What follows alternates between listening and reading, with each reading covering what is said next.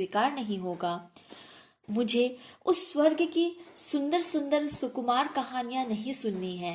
मुझे मेरी ये धरती ही स्वर्ग के समान लगती है। मुझे यहाँ ही रहना है। मैं सिखलाता हूं कि जियो और जीने दो संसार को। जितना ज्यादा बांट सको तुम बांटो अपने प्यार को। हंसो इस तरह हंसे तुम्हारे साथ दलित यह धूल भी। चलो इस तरह कुचल न जाए पग से कोई शूल भी। सुख ना तुम्हारा केवल जग का भी उसमें कुछ भाग है। फूल डाल का पीछे पहले उपवन का श्रृंगार है। कवि कहते हैं कि मैं सबको यही सिखलाने की कोशिश करता हूँ कि खुद भी जियो और दूसरों को भी जीने दो।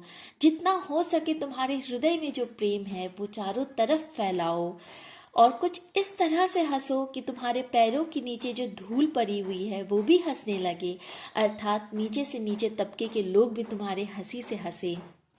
और कुछ इस तरह से चलो कि अगर तुम्हारे पैरों के नीचे यदि शूल आ जाए वो भी कुचला ना जाए, उसे भी दर्द ना हो, यानी तुम अपने दुश्मन को भी गले लगाओ। सुख ना केवल तुम्हारा पूरे जग का सुख हो, तुम्हारा सुख केवल तुम्हारा सुख ना पूरा जग का सुख हो। जैसे कि फूल जो है वो डाली का बाद में पहले बगीचे का श्रृंगार करता है। मुझे मिली है प्यास विषमता का विष पीने के लिए। ये जो विषमता हमारे समाज में व्याप्त है, इस विषमता का विष कहीं पी जाने के लिए जिंदगी मिली हुई है, प्यास मिला हुआ है। मैं जन्मा हूं नहीं स्वयं हित जग हित जीने के लिए। सिर्फ अपने स्वार्थ पूर्ति के लिए मैं नहीं जन्मा। कवि कहते हैं मेरा जन्म हुआ है इस पूरे जग हित के लिए, इस पूरे संसार की अच्छाई के लिए। मुझे दी गई आग कि मैं इस तम में आग लगा सकूं। ये जो अंधकार छाया हुआ है हमारे संसार में, जो भेदभाव का तिमिर छाया है हमारे संसार में, इस तम को, इस अंधकार को कहीं खत्म करने के लिए कवि के अंदर यह आग है। गीत मिले इसलिए कि जग की सारी पीड़ा गा सकूं, और मेरे जो शब्द है इस पूरे विश्व की पीड़ा को गाने के लिए हैं। मेरे दर्दिले गीतों को तुम मत पहनाओ हथकड़ी। मेरा दर्द नहीं मेरा है सबका हाहाकार है। इस दुनिया में मेरा दर्द सिर्फ मेरा नहीं है, इस पूरी दुनिया की पुकार है।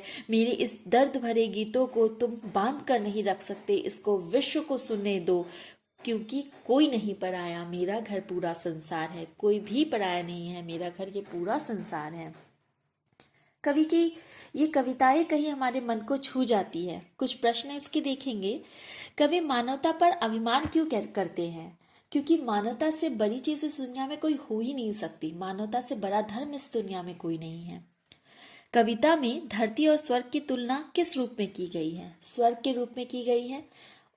हम इस कविता में स्वर्ग की तुलना, जिस सुख की तुलना हम स्वर्ग में करते हैं, जिस सुख की कल्पना हम स्वर्ग में कहते हैं, आपने बहुतों को बोलते हुए सुना होगा कि स्वर्ग में बहुत आराम है, बहुत सुख है। वही कवि कहते हैं कि इस धरती पर उस स्वर्ग से ज्यादा सुख है।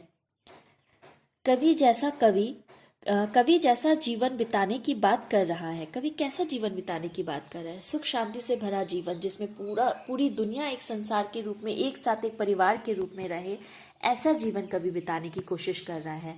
आप यहाँ कुछ प्रश्न दिए गए हैं, आप सब उन प्रश्नों के उत्तर खुद से लिख सकते हैं। मैंने उसकी चर्चा भी की है, आप इसके लिख सकते हैं, समझ सकते हैं। यहाँ बहुत सारे प्रश्न दिए गए हैं, मौखिक भी लिखित भी। आप पढ़िए, मैंने कविता समझाई है, सारे प्रश्नों का उत्तर आपको इस कविता में ही मिलेगा और मैंने कुछ उत्तरों की चर्चा भी आपके साथ की है। धन्यवाद।